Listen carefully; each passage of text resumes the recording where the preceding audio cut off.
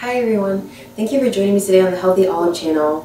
And on today's video, I'll be answering the question, how to tell if a food is healthy for you or not.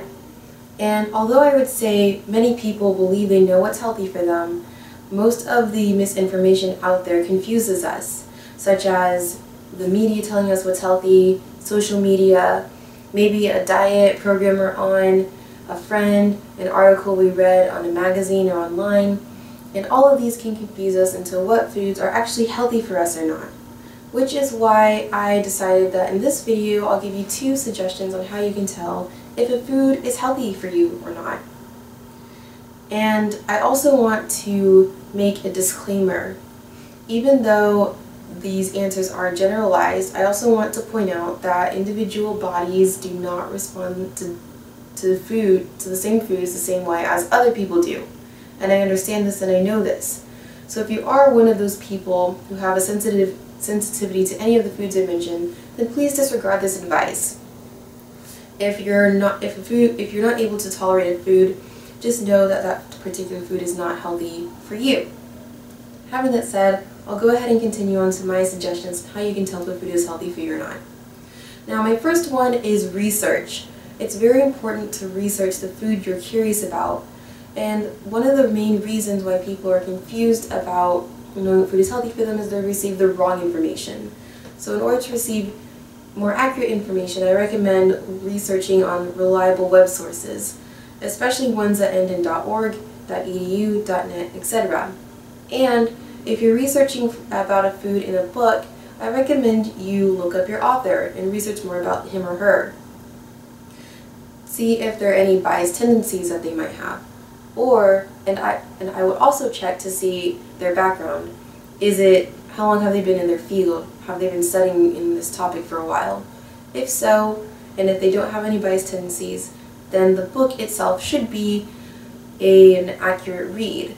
Now, if the individual does have those biased tendencies or hasn't studied that long in their field, I recommend you go to another book. And my second suggestion is to ask yourself this question: can I trace this food back to its natural state? In other words, when you read the ingredients on a label of a food, can you easily trace it back to its natural state? Or you can also ask yourself, is this food grown from the ground, a plant, the trees, whatever? Does it come from an animal, ideally one humanely raised and treated fairly, and on an environment that is conducive to its health? Ask yourself those questions whenever you're shopping or if you eat at a restaurant, and you'll know, and if you are able to answer those questions, yes or no, then you'll know if a food is healthy for you or not. Now, why are foods generally healthy when they're in their natural states? That's a question I'll answer for you as well, very briefly. Simply put, foods that are usually bought in stores a lot of the times are unfortunately processed. Although processed food is not always unhealthy for you, and I will certainly be going into greater detail about processed food in a future video. But most of the time, the foods that are not really close to their natural states tend to lose their nutrition. And I would say the further away a food is from its natural state, the less healthier it is for you. Take sugar, for example. It comes from the sugar cane, but it goes through an arduous process to become what it is. And, by the way, sugar is not healthy for you, and I will certainly be making a video about sugar as well. So, I'll go ahead and talk about the categories most people will purchase, and most of the time are usually processed and not in a great natural state that is not conducive to an individual's health. Number 1, I would say, are grains, which is the first category I'll start with. And before I begin, once again, I just want to remind you that if you're sensitive to any of these foods, or if you're on a particular diet, just be mindful that if I say anything about these foods that are either promoting your health or not so much, it works for you, then, or if it doesn't work for you, just please disregard this advice. So starting with grains. Grains are definitely healthy for you if they're 100% whole grain. And why do I say 100% whole grain? Well, most of the grains and wheat ingredients in food products are usually enriched. Now, enriched simply means that the flour or the grain was stripped of its nutrients, and now all that's left of the wheat germ is the endosperm. And although the endosperm does give a variety of nutrients, the bran and the germ of the whole wheat kernel gives more nutrients and vitamins and minerals than its enriched counterpart, which is why I recommend you purchase whole grains instead of enriched grains. So make sure you look at the ingredients list. So why is this? Well, in a whole grain wheat kernel, we have the bran, the endosperm, and the germ.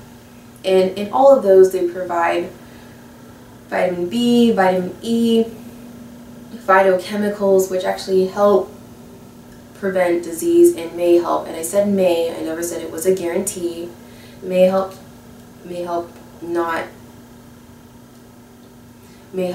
the risk of cancer.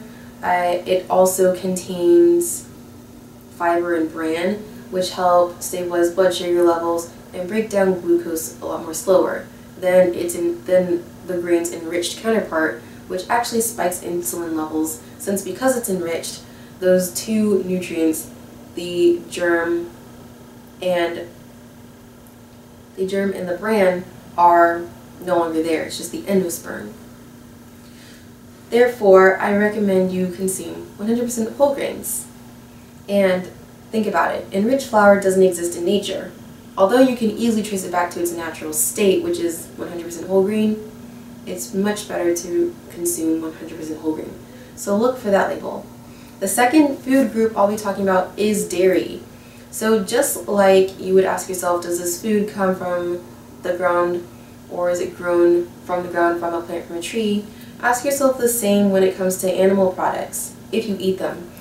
Now, when it comes to dairy, and I'll use dairy as an example here, ideally it would make sense to purchase, and I would recommend purchasing products that come from cows that are treated well, they're humanely raised, they're pasture raised.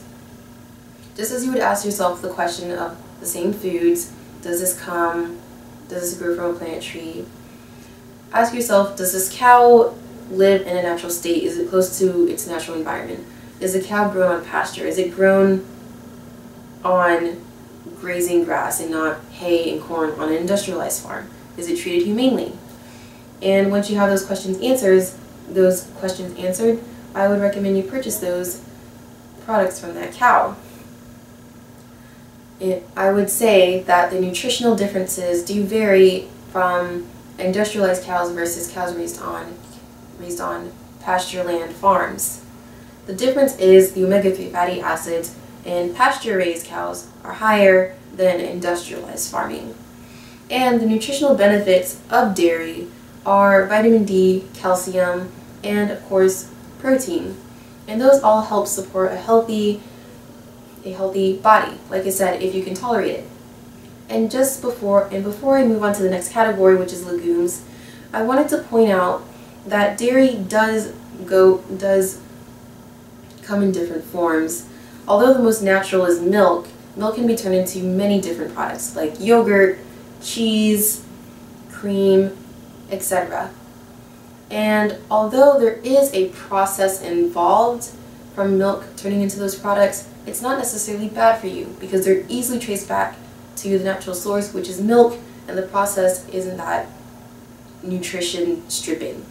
And my final category is legumes.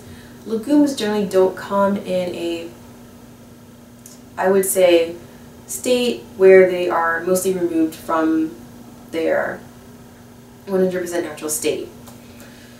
But sometimes it is. And I just wanted to point out that in its natural state, when you're consuming whole legumes, it does provide a lot of vitamins and nutrients for your body. It can also reduce the risk of, it can give you lower blood pressure and lower risk for heart disease, which is great. And that is all I have for today. And just to recap my 2 suggestions, if you don't remember anything else.